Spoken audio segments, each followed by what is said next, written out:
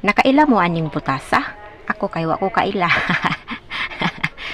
Murag wa man gud ni sa Pinas god. Diri ara man ko kakitaan ni, diri ra ko nakasugat aning butasa. Wa bitaw ko kailaan ni o unsa joy pangan ani niya. Pero sugilan mo na ako ha ang kuan ani. Lami siya kanang aslom-aslom nga tamis. Basta kay lami siya.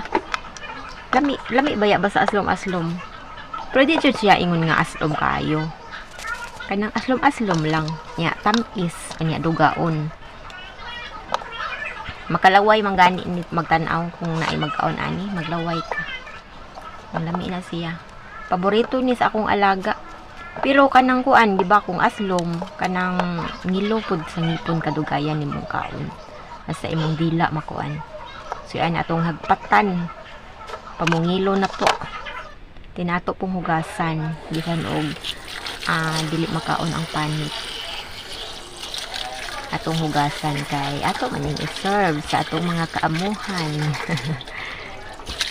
Bitaw lami ni siya.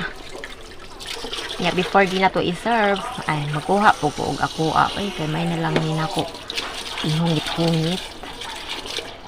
Mao ni ang paborito na kong trabaho kaning maghimay-himay og kuan prutas kay makakaon man pud ta nga wa kay gasto.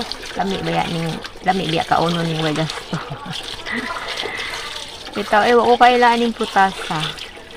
Din ang ani sulod is puti.